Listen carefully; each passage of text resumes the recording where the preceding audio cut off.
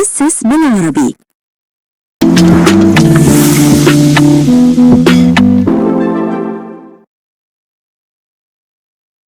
مشاهدي أسس بالعربي، أهلا وسهلا بكم في شرح كورس جديد بالعربي ألا وهو كورس التغذية المعتمد من ICCA.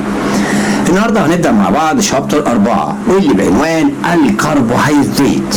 عشان كده من المواضيع اللي هندرسها مع بعض النهارده رقم 1 Identify and describe the different types of carbohydrate. هنعرف هنا ونشرح الأنواع المختلفة بتاعة الكربوهيدرات، لأن مش كل الكربوهيدرات زي بعضها من حيث الامتصاص، من حيث الاستخدام، من حيث المادة اللي بتمد بيها الطاقة للجسم. ازاي بقى كل نوع الجسم بيتعامل معاه على حدة من حيث زي ما قلنا الامتصاص والهضم. رقم 2 Explain the importance of fiber. هنا هنشرح أهمية الألياف الغذائية، لأن ليها دور كبير جدا. الناس ما تعرفش إن هي جزء من الكربوهيدرات، بس مهمة لإيه؟ لصحة الجهاز الهضمي، ووجودها في النظام الغذائي بيساعد الجسم على تنظيم السكر وكفاءة ووظائف الجهاز الهضمي بشكل عام. رقم 3 Explain how glucose is stored and used for energy. هنشرح هنا ازاي الجلوكوز بيتخزن في الجسم وازاي بيتم استخدامه لإنتاج الطاقة.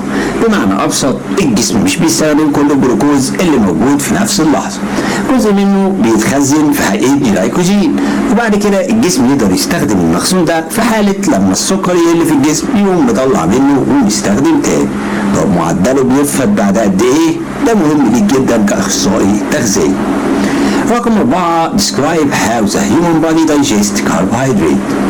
هنشرح بقى هنا ازاي جسم الانسان بيهضم الكربوهيدرات دي بانواعها المختلفه. طبعا يعني هنمشي مع رحله الكربوهيدرات من اول ما بتخش البق، عمليه المضغ، الانزيمات اللي بتبتدي تستجيب، بعد كده السلسله الحركيه لغايه لما توصل للمعده اللي بيحصل فيها وبتمتص فين بشكل كامل.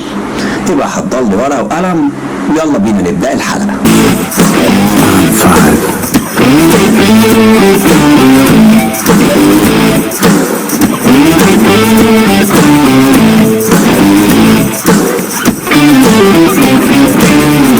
مبدئيا كده الكربوهيدرات سيمبل كارب وكومبلكس كارب.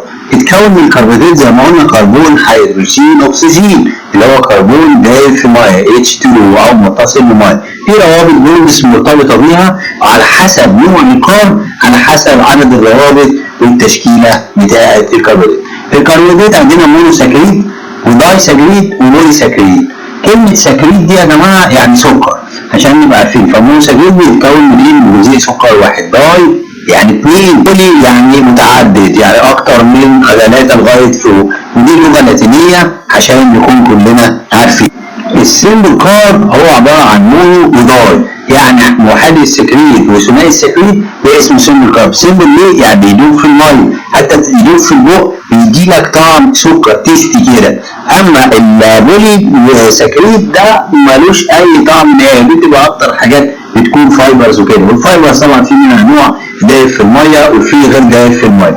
هنشوف المونوسكريد. عندي امثله، عندي جلوكوز، فركتوز، جلاكتوز.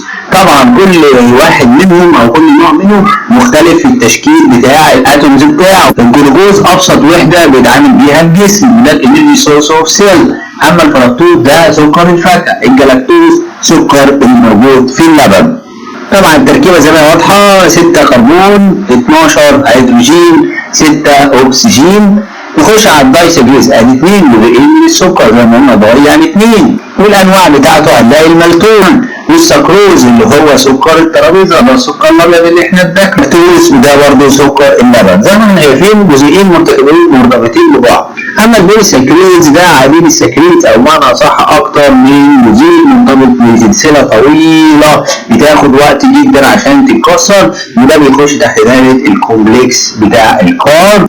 من الامثله بتاعته عندي السليوز، الستين، بس ده موجود زي في النباتات زي البقدونس والحاجات اللي انتوا عارفينها دي. نرجع للكتاب، وده اللي بتقوله تقريبا صفحه 63 لغايه صفحه 66 بس.